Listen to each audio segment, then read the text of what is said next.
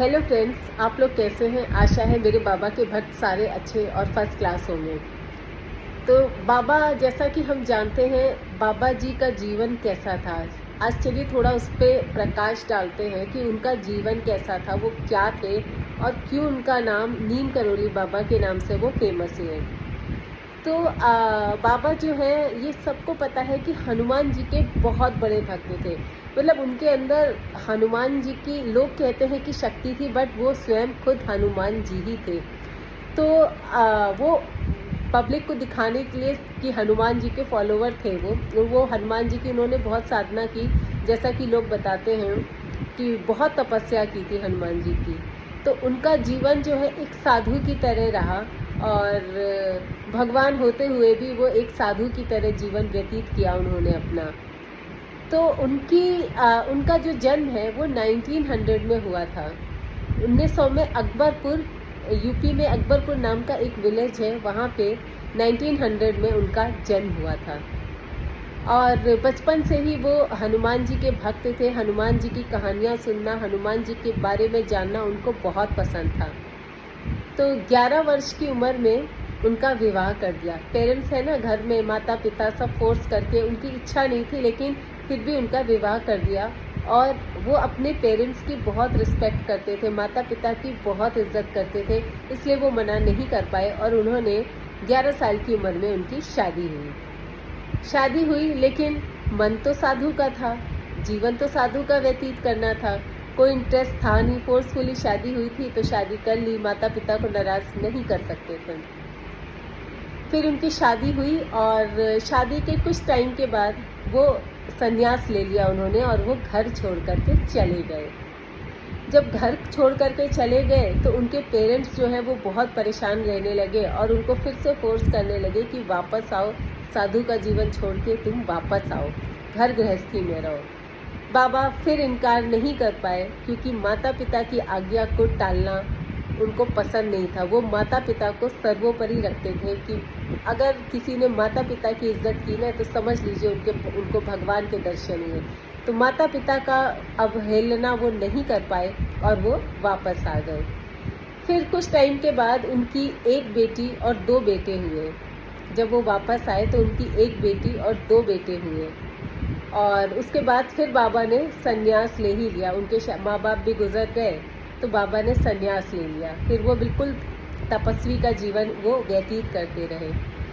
आज तो उनके इतने फॉलोवर हैं, आप सब जानते हैं, अनुष्का, विराट और स्टीव जॉब्स, जूलिया रॉबर्ट्स, इस तरह के कितने विदेशी, रामदास, भगवान दास, सारे उनके फॉलोवर हैं।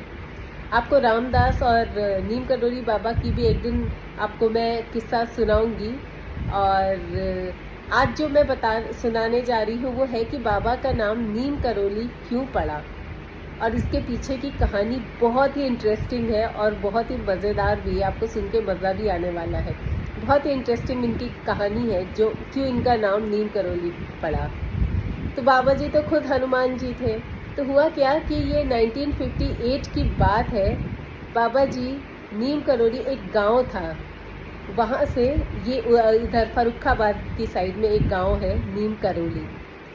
तो बाबा वहाँ से ट्रेन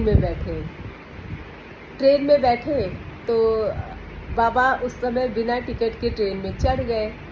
तो टीटी ने भी अपनी रिस्पॉन्सिबिलिटी निभाते हुए उन्हें ट्रेन से नीचे उतार दिया। उन्होंने कहा विदाउट टिकट ट्रेन में सफ़र करना मना है। एक्चुअली सही भी था, पर बाबा उन्होंने नहीं लिया टिकट और जो भी वजह रही हो वो बिना टिकट के चढ़े थे ट्रेन में। तो टीटी ने उन्हें ट्रेन से नीचे उतार दिया कि बाबा आपके पास टिकट नहीं है और आप नीचे उतरो। तो बाबा उतर गए नीचे। बाबा तो बहुत हमारे सीधे सादे प्यारे से थे तो बाबा नीचे उतर गए और जैसे ही उसने बाबा को नीचे उतारा तो जो ट्रेन का ड्राइवर था उसने कितने अटेम्प्ट्स किए, कितना प्रयास किया, बहुत बार प्रयास किया, लेकिन ट्रेन जो है वो 1 इंच भी नहीं हिली। अब ड्राइवर जो है वो बहुत परेशान कि ट्रेन तो चल नहीं रही है, क्या करें। और बहुत प्रयास किया उसने और साथ में और लोगों ने भी प्रयास किया कि ट्रेन चल दे, लेकिन ट्रेन 1 इंच भी हिली नहीं। वो एज इट इज़, वो जैसी थी वो वैसी ही खड़ी रही स्टेशन पे। अब जब सारे हताश हो गए, सारे परेशान हो गए, तो किसी उनका जो भक्त था, उनका जो डिवोटी था, उसने कहा कि आपने बाबा को नीचे उतारा है, आप बाबा से जाकर के रिक्वेस्ट करो तो ट्रेन देखना अपने आप चल जाएगी।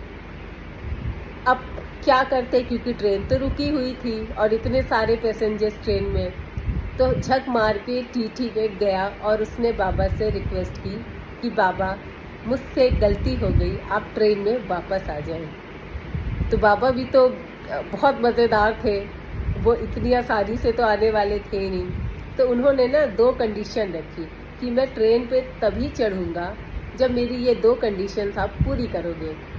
अब जो ऑफिशियल्स थे, रेलवे के ऑफिशियल्स थे, उनके आगे उनकी बात मानने के अलावा कोई भी चारा नहीं था और उनको उनकी बात माननी पड़ी। तो उनकी कंडीशन ये थी कि पहली बात कि यहाँ जो नीम करौली है ना, यहाँ पे एक स्टेशन बनाया जाए। इसलिए क्योंकि जो रेगुलर विजिटर्स हैं ना, उनको आने जाने में बहुत तकलीफ़ होती है, बहुत दूर दूर तक ट्रैवल करना पड़ता है, तो इसलिए यहाँ पे एक स्टेशन बनाया जाए। और दूसरी बात जो थी कि कोई अगर साधु सन्यासी ट्रेन में चल रहा है तो उसके साथ मिसबिहेव या बुरा बर्ताव ना किया जाए। अब क्या करते ऑफिशियल्स, कोई चारा नहीं था, उन्होंने उनकी बातें मान ली। पेपर वर्क पे पूरा रिटर्न हुआ कि हाँ ये चीज़ें होंगी।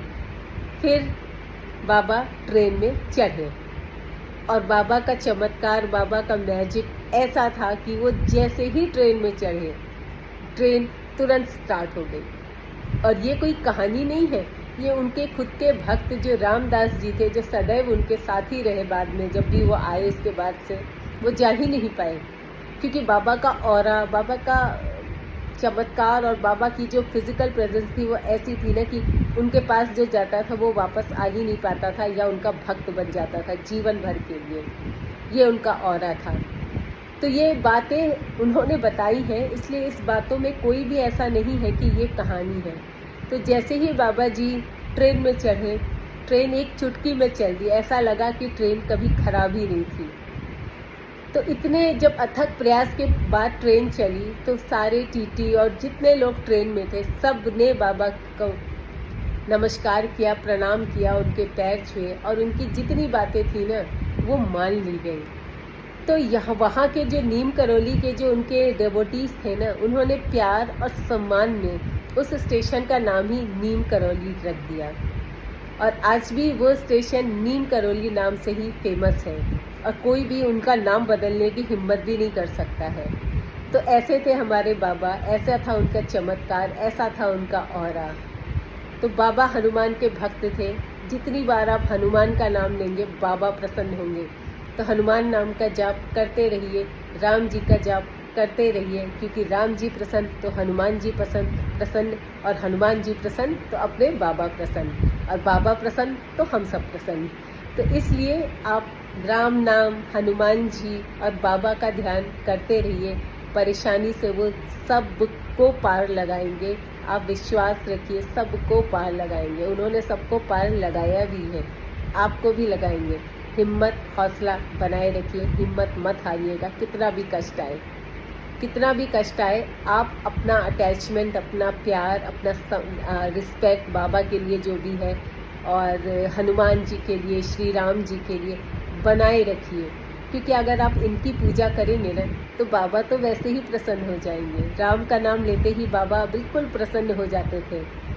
तो हौसला अफजाई मैं आपकी करती रहती हूँ और अगर आपको लगे कि हाँ आपको मेरी बातें अच्छी लगती हैं, आई नो मेरा चैनल अभी बिल्कुल बेबी सा है, बिल्कुल नया चैनल है, लेकिन मैंने बहुत कोशिश की है कि बाबा के साथ न्याय करूं, कोई त्रुटि उनके बारे में ना करूं।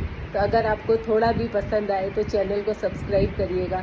मैं बाबा से जुड़े और कई तथ्य आपके सामने लेकर के आऊँगी और आपको बिल्कुल मोटिवेट करूँगी कि आप बाबा से अपनी भक्ति बना के रखिए। हम आप सब आपस में जुड़े रहें।